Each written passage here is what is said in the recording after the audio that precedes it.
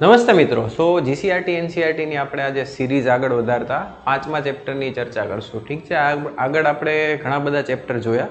એમાં સ્ટાર્ટિંગથી આપણે જોયું ઇતિહાસ કોને કહેવાય, ઇતિહાસ જાણવાના સ્ત્રોત શું છે, બરાબર. આદિમાનવ, હડપ્પા જોયું, પછી ભારતની પ્રારંભિક રાજ્ય વ્યવસ્થા જોઈ. આજે આપણે ચર્ચા કરશું બુદ્ધિઝમ અને જૈનિઝમ વિશે.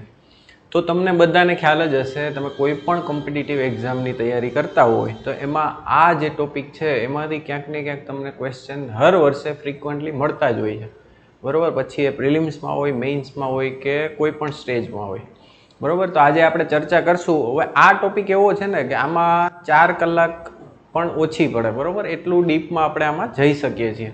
બટ અત્યારે આપણે કેમ કે 6ઠ્ઠા ધોરણની એનસીઆરટી ભણીએ છીએ તો એમાં જેટલું તામિલનાડુ બોર્ડમાં છે, એનસીઆરટીમાં છે ને આપણી જીસીઆરટીમાં છે, એના સિવાય એક્સ્ટ્રા થોડું ઘણું આપણે 10-20% લઈ લેશું. બટ જેમ જેમ આગળ વધતા જશું, જેમ ડીપમાં આવતું જશે એમાં આપણે વધારે ચર્ચા કરશું. ઠીક છે, તો સ્ટાર્ટ કરીએ. તો શાંતિની શોધમાં બુદ્ધ અને મહાવીર, બરાબર. હવે જો આપણે પ્રારંભિક રાજ્ય વ્યવસ્થા જોઈ લીધી, બરાબર, કે ભાઈ કેવી રીતે જનપદ અને જનપદમાંથી મહાજનપદ કેવી રીતે બન્યા. હવે આજે આપણે જોવાનું છે કે ભાઈ એ સમયમાં ઈસવીસન પૂર્વે 6ઠ્ઠી સદીની વાત કરીએ ને તો એમાં 62થી વધારે સેક્ટ એટલે કહેવાય ને ધર્મ અને એના જુદા જુદા સંપ્રદાય ડેવલપ થયા હતા, બરાબર. એમાંથી 2 સૌથી પ્રોમિનન્ટ હતા, બુદ્ધિઝમ અને જૈનિઝમ. તો સૌથી પહેલાં આપણે એ સમજવું પડે કે ભાઈ એવી શું જરૂરિયાત થઈ હતી, એવી શું પરિસ્થિતિનું નિર્માણ થયું હતું જેના કારણે આટલા બધા ધર્મ અને સંપ્રદાય બની ગયા હતા, બરાબર. એક તો ધર્મ અને સંપ્રદાય 2 અલગ વસ્તુ છે. આપણે એને સિમિલર માનતા હોઈએ છીએ પણ એવું નથી. જો ધર્મ કોને કહેવાય તો કે ભાઈ એની સંખ્યા બહુ મોટા પ્રમાણમાં એની ફોલોઈંગ હોય, બરાબર.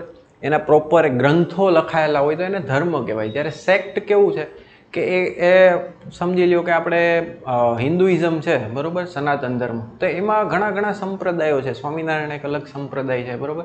બ્રહ્માકુમારી એક અલગ સંપ્રદાય છે. એવી રીતે ઘણા બધા સંપ્રદાયો છે, એને ધર્મ ના કહી શકાય.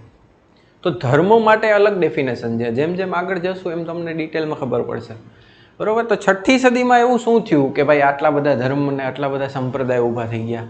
તો એની આપણે થોડીક ચર્ચા કરીએ કે 2-3 રીઝન હતા, બરાબર. એક તો ધાર્મિક શું કારણો હતા, બીજું સામાજિક, અને ત્રીજું આર્થિક કારણ, બરાબર.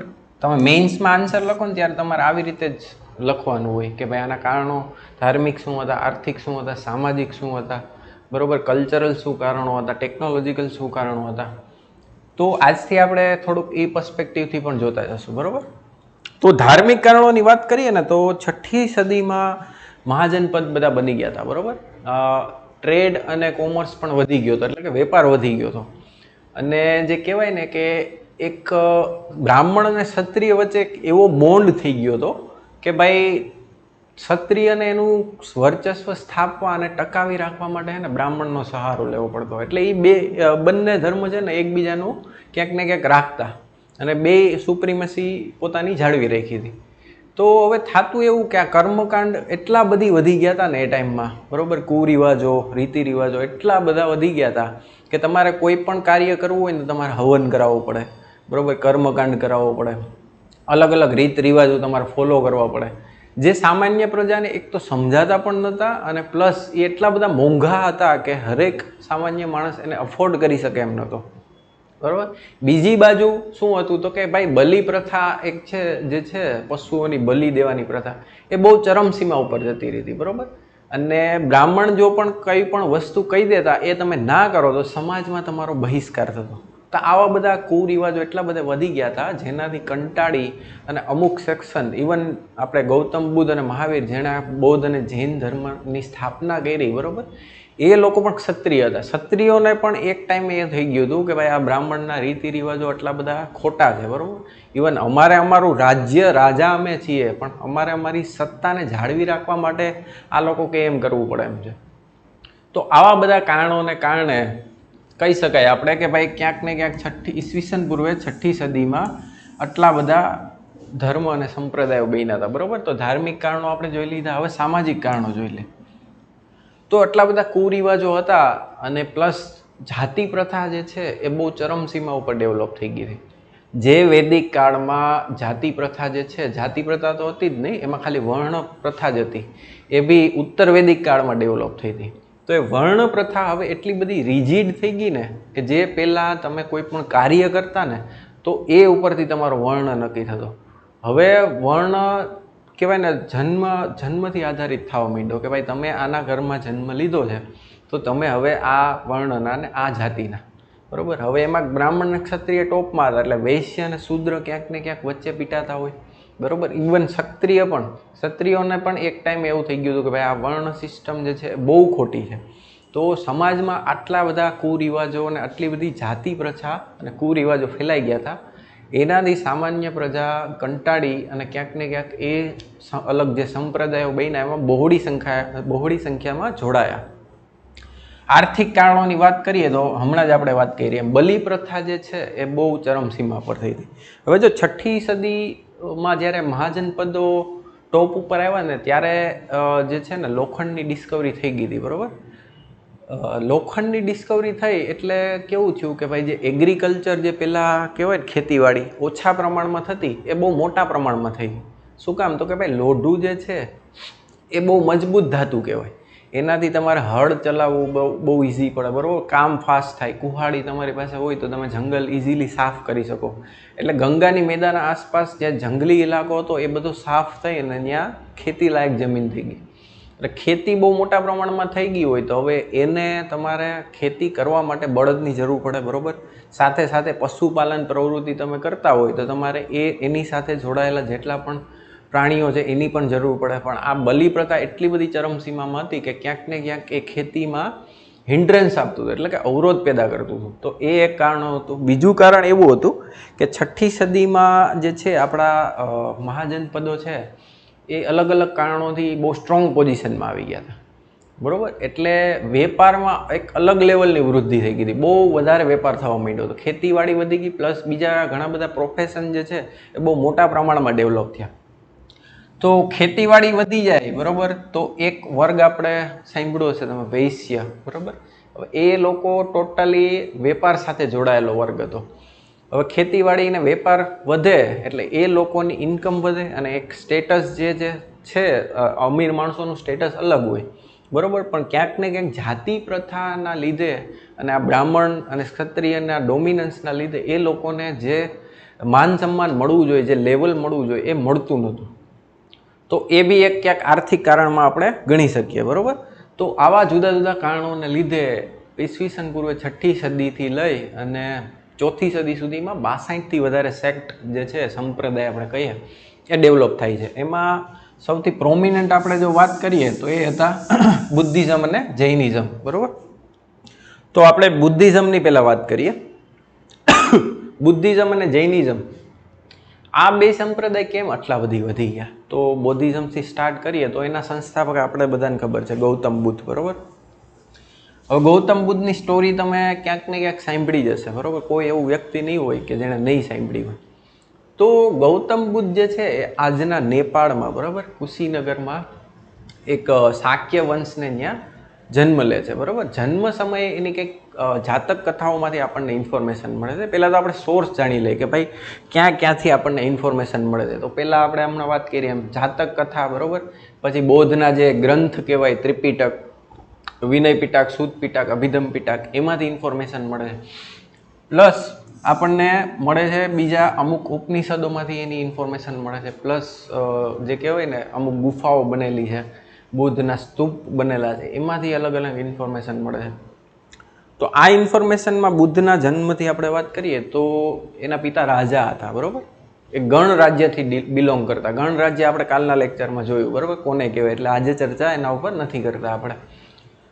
તો ગણ રાજ્યના રાજા હતા અને એને ત્યાં ગૌતમ બુદ્ધનો જન્મ થાય છે. હવે જન્મની પહેલાં છે ને એની માતાને સપનું આવે છે કે એમાં એને સપનામાં એક હાથી અને સિંહ દેખાય છે, બરાબર. તો એ ટાઈમમાં કેવું હતું, રાજપુરોહિત બધા રાજા પોતાની પાસે રાખતા અને એ જે કહે એ ફોલો કરતા.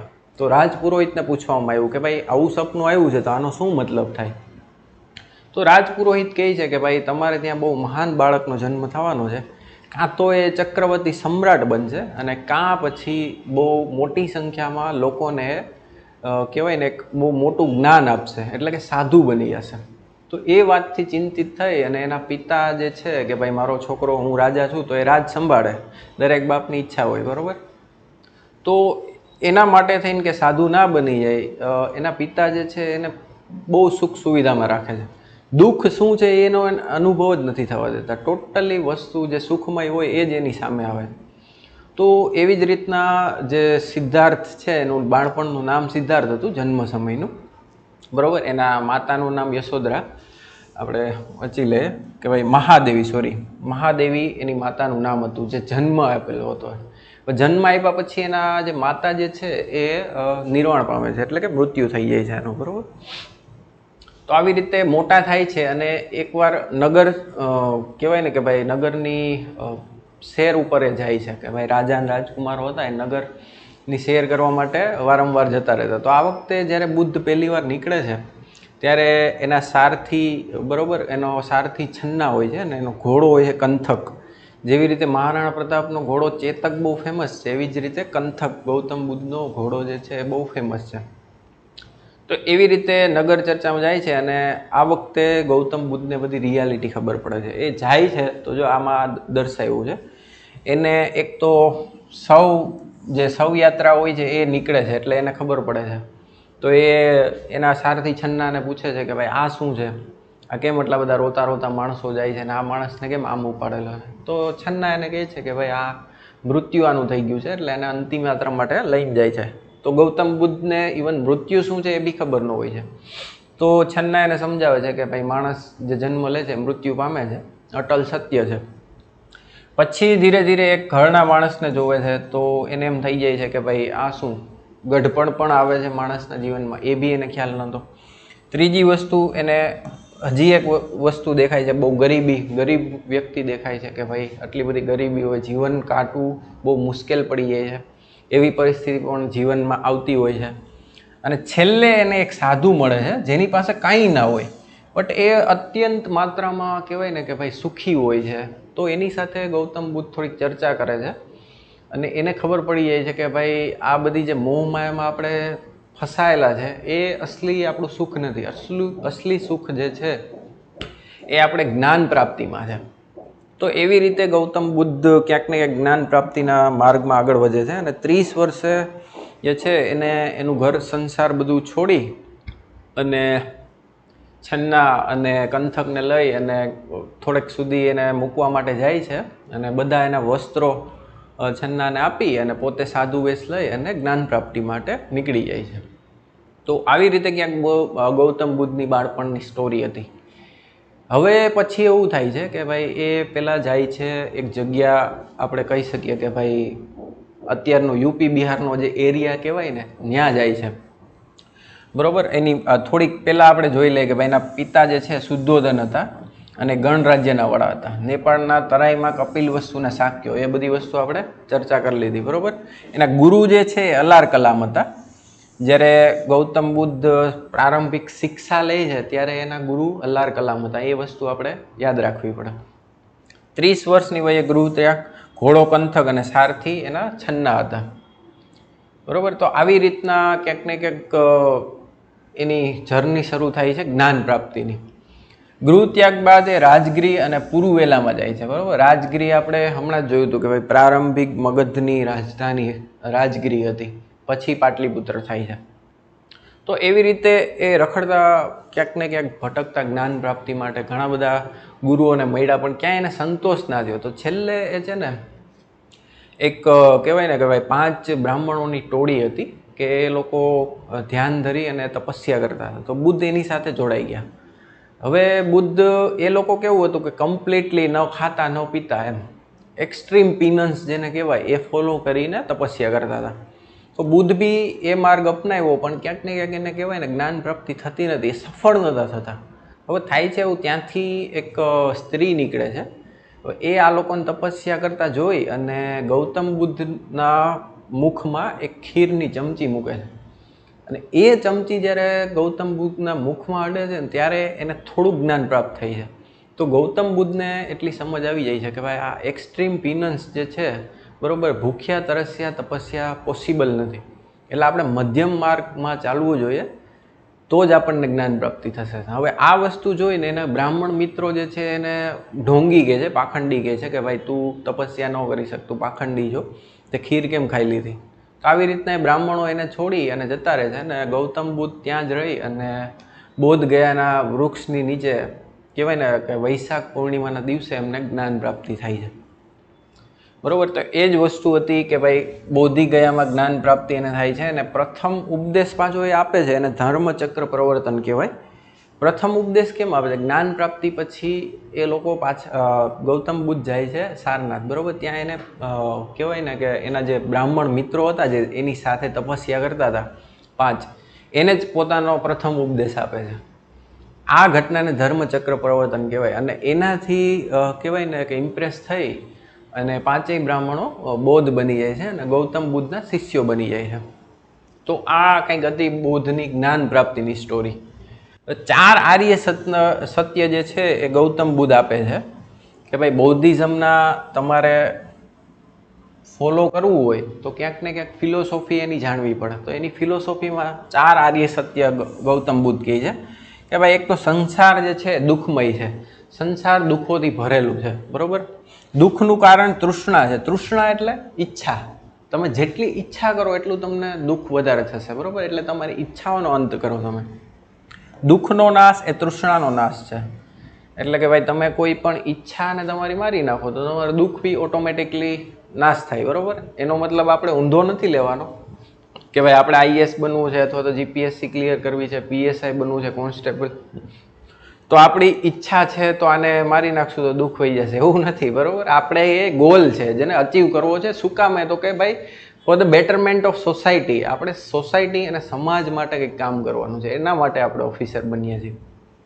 તો ધર્મ અને કહેવાય ને કે ભાઈ જ્ઞાન, એ બે વસ્તુને સમન્વય લઈને ચાલવું પડે આપણે. ચોથી વસ્તુ શું છે તો કે અષ્ટાંગિક માર્ગ અપનાવવાથી દુઃખનો નાશ થાય છે. એનું સોલ્યુશન પણ ગૌતમ બુદ્ધ આપે છે કે ભાઈ તમે જે અષ્ટાંગિક માર્ગ હું કહું છું એ તમે ફોલો કરશો એટલે તમારા દુઃખનો નાશ થઈ જશે. હવે એ અષ્ટાંગિક માર્ગ શું છે તો કે અહીંયા લખ્યું છે, બરાબર. સામ્યક દર્શન, સામ્યક જ્ઞાન, એવી રીતના 8થી વધારે 8 કહેવાય ને કે ભાઈ આર્ય સત્ય આપે છે, 8 પાથ. એને તમે ફોલો કરો એટલે તમે દુઃખનો તમારા નાશ થશે. તો આવી કંઈક હતી ગૌતમ બુદ્ધની ફિલોસોફી.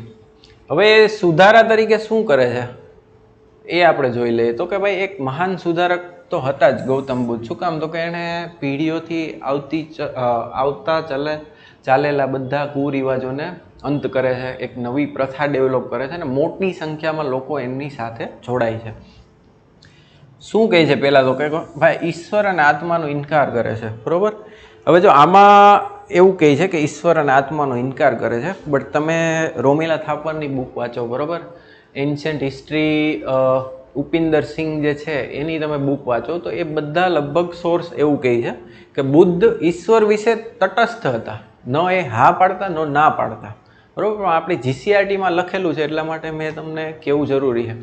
જ્યારે કેવું હતું કે ભાઈ આત્માથી તો ઇનકાર કરતા જ ગૌતમ બુદ્ધ. ગૌતમ બુદ્ધની ફિલોસોફી એવી હતી કે તમે ટોટલી કર્મ કરો અને આ કર્મથી તમે એ સ્ટેજે પહોંચો કે તમે આ જીવન અને કહેવાય ને મૃત્યુના ચક્કરમાંથી બહાર નીકળી અને મોક્ષ પ્રાપ્ત કરો. જે પણ કંઈ આપણી ફિલોસોફી છે, બુદ્ધિઝમ, જૈનિઝમ, એ બધાનો એમ એ જ હતો કે ભાઈ તમે મોક્ષ પ્રાપ્ત કરો, બરાબર. તમે આ જીવન મૃત્યુના ચક્કરમાંથી બહાર કેવી રીતે નીકળી શકો. તો આ વસ્તુ યાદ રાખજો. બીજું, કર્મકાંડનો વિરોધ કર્યો. એ તો આપણે પહેલાં જ જોઈ લીધું. એના કારણે જ ક્યાંક ને ક્યાંક આ ધર્મ ને સંપ્રદાયો બધા ફેલાણ, ઊંચ નીચના ભેદભાવનો વિરોધ કરેલો. જાતિ પ્રથા ક્યાંક ને ક્યાંક કહી શકાય આપણે કે ભાઈ બહુ મોટા પ્રમાણમાં ફેલાયેલી હતી, એટલે એનો વિરોધ કર્યો. અને બૌદ્ધિઝમમાં તમે જોવો ને તો શૂદ્ર અને વૈશ્ય જ મોટી સંખ્યામાં જોડાયેલા હતા. સેમ વસ્તુ બુદ્ધિઝમમાં થાય છે, બરાબર. જોકે જૈનિઝમમાં થાય છે. જૈન ધર્મમાં પણ એક વસ્તુ એ હતી કે એ લોકો એક્સ્ટ્રીમ બધી વસ્તુમાં માનતા, બરાબર. તમે તપસ્યા કરવી છે તો એક્સ્ટ્રીમ કરો, તમે આહાર અહિંસા જે છે એક્સ્ટ્રીમ અપનાવો. જ્યારે બુદ્ધિઝમ જે છે મધ્યમ માર્ગ ઉપર હાલવાવાળું હતું. હમણાં આપણે જૈનિઝમની પણ વાત કરીએ. સ્ત્રીઓને મહત્વ, બરોબર, સ્ત્રીઓને પોતાના એક તો સંઘમાં સ્થાપિત કર્યા. હવે જો ગૌતમ બુદ્ધ જે છે ને સ્ટાર્ટિંગમાં માનતા નહોતા કે પોતાના સંઘમાં એક સ્ત્રી સાધુને પણ આપણે એડ કરીએ. તો એના જે કઝિન જે છે, જે એના કહેવાય ને પર્સનલ સેક્રેટરી ટાઈપ હતા, એના શિષ્ય આનંદ, એને કન્વિન્સ કરે છે કે ભાઈ સ્ત્રીઓને પણ આપણે આ માર્ગમાં જોડવા જોઈએ. એક કહેવાય ને કે ભાઈ સુપ્રીમ નોલેજ, કૈવલ્ય જ્ઞાન એ જૈનિઝમમાં કહેવાય ને, એક સર્વોચ્ચ જ્ઞાન મેળવવાનો અધિકાર સ્ત્રીઓને પણ છે, એટલે સ્ત્રીઓને પણ આપણી સાથે સામેલ કરવી જોઈએ છે. ત્યારબાદ ગૌતમ બુદ્ધ જે છે એગ્રી એમાં કરે છે. પણ ગૌતમ બુદ્ધનું એવું માનવું હતું કે ભાઈ સ્ત્રીઓને આપણે જો એડ કરશું ને તો આપણા જે સંઘમાં જે ડિસિપ્લિન છે ને એ ક્યાંક ને ક્યાંક વિખાશે. અને ગૌતમ બુદ્ધની ભવિષ્યવાણી સાચી પડે છે. અમુક વર્ષો પછી બુદ્ધિઝમના એટલા બધા કહેવાય ને કે પાઠ પડી જાય છે, સ્થવિરાવાદીન, મહાસંગિકા, હીનયાન, મહાયાન, બરોબર, વજ્રયાન. તો આ બધામાં ક્યાંક ને ક્યાંક બહુ દૂષણ અંદરો અંદર ફેલાઈ જાય છે. તો એવી રીતે ગૌતમ બુદ્ધ એ સમયે સાચા હતા, પણ ક્યાંક ને ક્યાંક સ્ત્રીઓને એક્સેપ્ટન્સ પણ આપતા. નિર્વાણ 80 વર્ષની વયે કુશીનારામાં અવસાન એમનું થાય છે, બરોબર. અને આ ઘટનાને મહાપરિનિર્વાણ કહેવાય છે. હવે 4 બુદ્ધિસ્ટ કાઉન્સિલ થઈ હતી, બરોબર, એ આપણને બધાને ખબર જ હશે. હવે જીસીઆરટીમાં ઇન્ફોર્મેશન નથી આપણી, કારણ કે એ બધું 11મા ધોરણમાં આવશે, બટ સ્ટીલ આપણે કહી શકીએ કે થોડું ઘણું જોઈ લે કે પહેલી બુદ્ધિસ્ટ કાઉન્સિલ થઈ હતી, બરોબર, એ બુદ્ધના તુરંત મૃત્યુ બાદ, એટલે કે 483માં થઈ હતી. હવે આ સમયે રાજા કોણ હતો? તો કે મગધનો રાજા હતો અજાતશત્રુ, બરોબર. બીજી કાઉન્સિલ થઈ હતી એના 100 વર્ષ બાદ, એટલે ઈસવીસન પૂર્વે 383માં. એ સમયે કોણ મગધના રાજા હતા? તો કે ભાઈ કાલ અશોક, શિશુનાગ ડાયનેસ્ટી આપણે જોયું હતું. ત્રીજી તો કે ભાઈ ગૌતમ બુદ્ધના સમ્રાટ અશોકના સમયમાં થઈ હતી. અને ચોથી થઈ હતી કનિષ્કના સમયે. તો આવી રીતે 4 બુદ્ધિસ્ટ કાઉન્સિલ થઈ હતી. એની ડિટેલમાં આપણે ચર્ચા કરશું કે ભાઈ પહેલી બુદ્ધિસ્ટ કાઉન્સિલમાં બુદ્ધે જે પણ કંઈ સાધુઓ માટે નિયમ બનાવ્યા હતા, જે પણ કંઈ પોતાને જ્ઞાન આપેલું હતું, એ બધા એક ધર્મમાં કમ્પાઇલ થયા, બરાબર. વિનય પિટક આપણે કહીએ તો એમાં બધા બૌદ્ધમાં જોડાયેલા સાધુઓને કયા નીતિ નિયમ ફોલો કરવા એ બધું લખેલું હતું. સૂત પિટકમાં તો કે ભાઈ બુદ્ધે જે પણ કંઈ વાણી કીધેલી, જે પણ કંઈ જ્ઞાન આપેલું છે એનું આખું કમ્પાઇલેશન હતું. અને અભિધમ પિટક જે છે એ સેકન્ડ બુદ્ધિસ્ટ કાઉન્સિલમાં એડ કરવામાં આવે છે, બરાબર. તો આવી રીતના ક્યાંક ને ક્યાંક ગૌતમ બુદ્ધનું કોન્ટ્રીબ્યુશન હતું સોસાયટીને બેટર અપલિફ્ટ કરવા માટે. હવે આવીએ છીએ આપણે જૈનિઝમ ઉપર, જૈન ધર્મ. તો જૈન ધર્મની સ્થાપના આપણને બધાને ખબર જ છે કે ભાઈ મહાવીર સ્વામીએ કરી છે. બટ એવું નથી, જૈનિઝમને પોપ્યુલર એણે કર્યું હતું. એની પહેલાં 23 તીર્થંકરો હતા, બરાબર. જૈનમાં કેવું છે કે ભાઈ એમાં જેમ આપણે સાધુ કહીએ, બરાબર, ગૌતમ બુદ્ધમાં તો કે બુદ્ધા, ગૌતમ બુદ્ધની પહેલાં પણ અમુક બુદ્ધાઓ આવેલા હતા એવું એ લોકો માને છે, બરાબર. હવે જૈનમાં છેલ્લા તીર્થંકર જે છે મહાવીર સ્વામી હતા ને એની પહેલાં 23 તીર્થંકરો થઈ ગયા. તો એના વિશે આપણે થોડુંક જોઈ લઈએ કે પહેલા તીર્થંકર હતા આદિનાથ, બરાબર.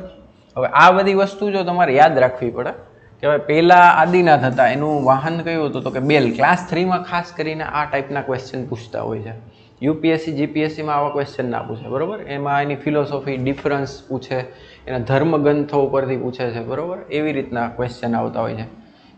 અને એક યાદ રાખવા જેવું તો કે ભાઈ 19મા તીર્થંકર મલ્લીનાથજી, એવું કહેવામાં આવે છે કે આ સ્ત્રી તીર્થંકર હતા, બરાબર. છે કે નહીં એના ઉપર ડિબેટ છે, પણ મોટા ભાગે એવું માને છે કે આ સ્ત્રી તીર્થંકર હતા. 23માં તો કે પાર્શ્વનાથજી. હવે આનું શું કામ, આને 23માંથી આપણી પાસે કોન્ક્રીટ ઇન્ફોર્મેશન છે. એવી એના પહેલાંના જે તીર્થંકરો હતા એના વિશે આપણને બહુ ઓછી માહિતી છે, બરાબર. જૈન ધર્મગ્રંથોમાં લખેલું છે, પણ એના સિવાય બીજે ક્યાંય ઇન્ફોર્મેશન નથી મળતી. જ્યારે 23માં તીર્થંકર છે પાર્શ્વનાથજી, એના વિશે ઇન્ફોર્મેશન આપણને મળે છે. તો વજ્જી સંઘના એક ગણરાજ્ય કુંદગ્રામના ગ્રાતૃક ક્ષત્રિય વંશમાં જન્મ થયો હતો. કોનો? તો કે મહાવીર સ્વામીનો, બરાબર. બાળપણનું નામ શું હતું? તો કે વર્ધમાન, એટલે જ એને વર્ધમાન સ્વામી કહેવામાં આવે છે. એની પત્ની તો કે યશોદા હતી અને પુત્રી પ્રિયદર્શની હતી. રુજપાલિકા નદીના કિનારે સર્વોચ્ચ જ્ઞાન એને પ્રાપ્ત થાય છે. હવે જો આ જે કહી શકાય ને આપણે કે ભાઈ રોયલ ફેમિલીમાંથી એક તો ગૌતમ બુદ્ધ અને મહાવીર સ્વામી બે બિલોંગ કરતા હતા, બરાબર. અને બંનેના ક્ષત્રિય કુળમાંથી ક્યાંક ને ક્યાંક રાજાશાહીમાંથી બિલોંગ કરતા હતા. સ્ટીલ આ લોકોએ સાધુનું જીવન અપનાવ્યું અને દુનિયામાં બહુ મોટો ઉપદેશ આપીને ગયા. આજે બુદ્ધિઝમની તમે ફોલોઈંગ જુઓ તો બરાબર 3જા કે 4થા નંબરે બુદ્ધિઝમ આવે. આપણા ભારતમાં બૌદ્ધ ધર્મના ફોલોઅર બહુ ઓછા છે. એના કારણો બી આપણે ડિસ્કસ કરશું જેમ જેમ આગળ જશું એમ. જ્યારે જૈનિઝમ જે છે એ ભારતની અંદર જ રહ્યો, બહુ મોટા પ્રમાણમાં ફેલાયેલો નહીં. બટ જે સંખ્યામાં બૌદ્ધિઝમની શરૂઆત થઈ હતી, જૈનિઝમની શરૂઆત થઈ હતી, આજે પણ એ જ સ્ટેજમાં છે ને એટલા જ ફોલોવર ભારતની અંદર જળવાયેલા છે. તો એ ક્યાંક ને ક્યાંક જૈનિઝમની કહેવાય ને સ્ટ્રોંગ ફિલોસોફિકલ ઇમ્પેક્ટ કહેવાય આપણે. ઉપદેશ શું આપે છે તો કે અહિંસા, સત્ય, અસ્તેય, અપરિગ્રહ અને બ્રહ્મચર્ય. આ 5 વસ્તુ ફોલો કરવાનું મહાવીર સ્વામી કહે છે. હવે અહિંસા એટલે જે સેમ ગૌતમ બુદ્ધ અહિંસા ઉપર ભાર આપતા કે ભાઈ આપણે હત્યા ના કરવી જોઈએ, દરેક પ્રાણી માત્રને જીવવાનો અધિકાર છે, એવી જ રીતના જૈનિઝમ પણ અહિંસા ઉપર બહુ વધારે ફોકસ કરતો. ઇવન જૈનિઝમ તો ત્યાં સુધી કહેતું કે ભાઈ તમારે કંદમૂળ પણ ન ખાવી જોઈએ. તમને ખબર જ હશે કે જૈન કંદમૂળ ના ખાતા હોય, બરાબર. અને એક્સ્ટ્રીમ દરેક વસ્તુને એક્સ્ટ્રીમ સુધી લઈ જાય. ઇવન એ તમે જૈન મુનિ કદાચ જોયા હોય તો ચપ્પલ ના પહેરતા હોય, બરાબર. મોઢા આગળ માસ્ક ટાઈપ જેવું લગાડેલું હોય કે ભાઈ જેથી કરીને નાના ઇવન રજકણો પણ મરે નહીં આપણાથી. તો એટલું બધું એક્સ્ટ્રીમ લેવલનું એ લોકો જોતા હોય છે. સત્ય, તમે હંમેશા સત્ય બોલો, સત્ય આચરણ કરો, બરાબર. અસ્તેય એટલે કે તમારે ચોરી ના કરવી જોઈએ. ચોરી એટલે બહુ મોટું પાપ છે. ઇવન તમે કોઈની ઘરમાં એની મરજી વગર જાઓ છો, એની ઇજાજત વગર જાઓ છો તો એ પણ ચોરી છે. ત્યાં સુધીનું મહાવીર સ્વામી કહે છે. અપરિગ્રહ એટલે કે તમારે સંગ્રહખોરી ના કરવી જોઈએ. તમારી પાસે જેટલી જરૂર છે એટલું જ તમારે રાખવું જોઈએ, બાકીનું તમારે દાનમાં આપવું જોઈએ, જેથી કરીને જે ગરીબ વર્ગ જે છે એ બી ભૂખે ના મરે. બ્રહ્મચર્ય એટલે તમારે બ્રહ્મચર્યનું પાલન કરવું જોઈએ, જેથી કરીને તમે કૈવલ્ય જ્ઞાન એટલે કે સુપ્રીમ નોલેજને અટેન કરી શકો. મહાવીર સ્વામી જે છે 72 વર્ષની વયે પાવાપુરીમાં નિર્વાણ પામે છે, બરાબર. તો આ હતી મહાવીર સ્વામીની સ્ટોરી. હવે મહાવીર જે સ્વામી છે ને એ કેવું હતું, જૈનિઝમમાં ત્યારે એને કંઈ ફિલોસોફી નથી આપી, બટ એક્સ્ટ્રીમિઝમ ઉપર આપતા, બરાબર. એના મૃત્યુ પછી જે કહેવાય શ્વેતાંબર અને દિગંબર એમ 2 સેક્ટ પડે છે. બટ મહાવીર સ્વામી કયા સેક્ટથી હતા તો કે ભાઈ દિગંબરથી હતા. પણ દિગંબર એ ટાઈમમાં અસ્તિત્વ નહોતો. જે પણ કાંઈ એની ફોલોઈંગ છે એ દિગંબર સંપ્રદાયે ફોલો કરી ને શ્વેતાંબર થોડુંક અલગ વેમાં વયા ગયા કે ભાઈ આપણે સાવ ન્યૂડ ના રહેવું જોઈએ. દિગંબરનું શું હતું તો કે ભાઈ તમારે એક્સ્ટ્રીમ બધી વસ્તુ કરવા, શરીર ઉપર કોઈ પણ વસ્ત્ર ના આવવું જોઈએ તમારું, બરાબર. ખોરાક પણ બહુ સંયમથી તમારે બધું ખાવાનો, બરાબર. કોઈ પણ અહિંસા કોઈ પણ જાતની નહીં કરવાની. તો એવા બધા દિગંબરના અમુક જે કહેવાય ને નિયમો હતા, એ બધા નિયમો મહાવીર સ્વામી આપેલા હતા.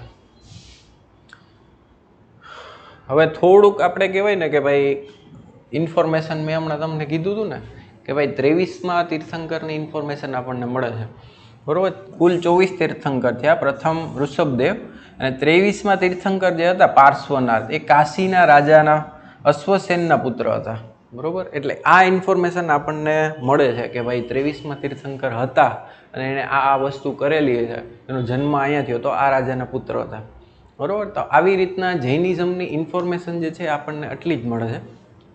બટ ક્યાંક કહેવાય ને કે એના જે 3 રત્ન કહી શકાય કે જેની ઉપર આખું જૈનિઝમ ડિપેન્ડ કરે છે, એ શું હતા તો કે ભાઈ એ બી સેમ જ હતા કે ભાઈ સામ્યક દર્શન, તમારે સામ્યક દર્શન એટલે કે સારી દ્રષ્ટિ તમારે રાખવી જોઈએ, બરાબર. સામ્યક જ્ઞાન અને સામ્યક આચરણ, આ 3 જૈનિઝમના કહેવાય ને ત્રિરત્ન કહેવાતા. તો આવી રીતના ક્યાંક ને ક્યાંક આપણે કહી શકીએ કે ભાઈ બૌદ્ધિઝમ અને જૈનિઝમ ફેલાણો અને એ રીતના જે છે આગળના સંપ્રદાયો જે છે બીજા બધા 62 જેટલા સેક્ટ જે થયા હતા એ લેવલ સુધી ના પહોંચી શક્યા. એના બી અલગ અલગ કારણો છે. હવે આપણે બેયને સરખામણી તો આપણને ખબર પડી ગઈ ભાઈ, બૌદ્ધિઝમ અને જૈનિઝમની. શું તો કે ભાઈ બંને અહિંસામાં માનતા, બરાબર. બંને લોકો જે છે એ સુપ્રીમ નોલેજ લઈ અને મોક્ષ પ્રાપ્ત કરવા તરફ માનતા. હવે એના ડિફરન્સ કેવા હોય કે બંને વચ્ચે શું તફાવત હતો તો આપણે શું કહી શકીએ તો કે ભાઈ એક તો આપણે ભાષા કહી શકીએ, બરાબર.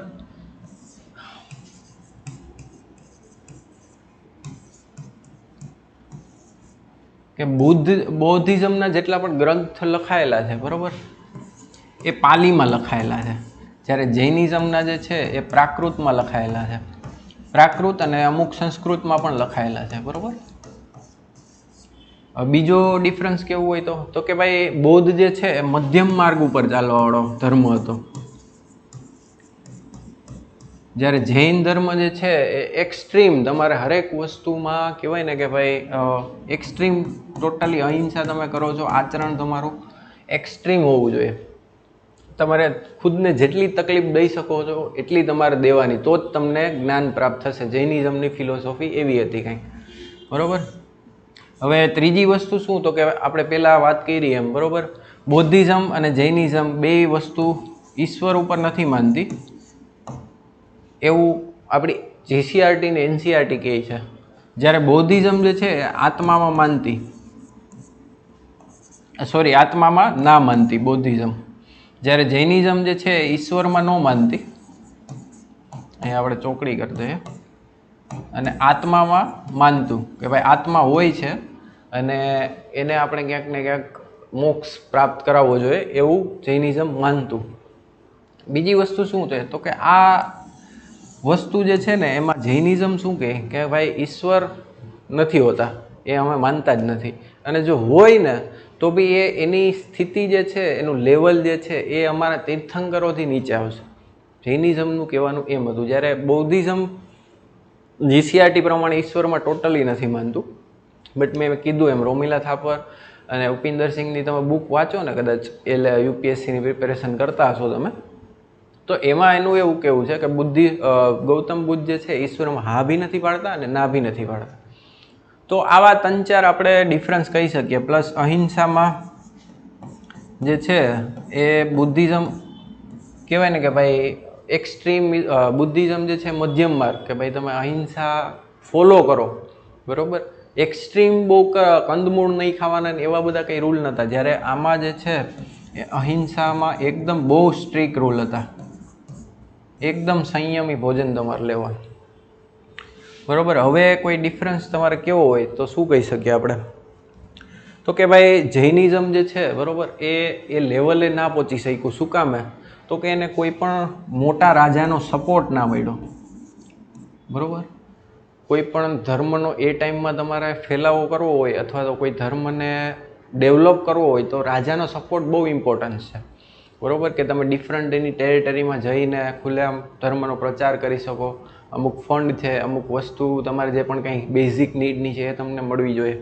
જ્યારે અહીંયા તો કે ભાઈ અહીંયા અશોકનો સપોર્ટ મળ્યો, બરાબર, હર્ષવર્ધન છે, કનિષ્ક છે, આવા મોટા રાજાઓનો સપોર્ટ બુદ્ધિઝમને મળેલો. એટલે બુદ્ધિઝમ ભારતમાં જ નહીં પણ બહુ મોટા કહેવાય ને કે ભાઈ ઇવન સાઉથ ઇસ્ટ એશિયાના તો લગભગ મેજોરિટી કન્ટ્રી જે છે એ બધા બુદ્ધિઝમને ફોલો કરે છે, બરાબર. ઇવન યુએન સાંગ ને ફાહિયાન જે છે એ બુદ્ધ ધર્મ તો ભણવા માટે ઇન્ડિયા આવ્યા હતા. તો એવી રીતના બૌદ્ધિઝમને બહુ મોટા પ્રમાણમાં સપોર્ટ મળે છે, જ્યારે જૈનિઝમને રાજા કોઈ એવો ખાસ મોટા રાજાનો સપોર્ટ નથી મળતો જે ઓલ ઇન્ડિયા લેવલનો હોય છે, બરાબર. તો આ કંઈક હતી જૈનિઝમ ને બુદ્ધિઝમની વાત. અત્યારે આપણે એનસીઆરટી જીસીઆરટીમાં જેટલું છે એટલું આપ્યું છે. 11મા ધોરણમાં આનાથી થોડુંક ડીપ આપેલું છે, તો ત્યારે આપણે એમાં ડિટેલમાં ચર્ચા કરશું, બરાબર. આજ માટે એટલું જ. Thank you very much.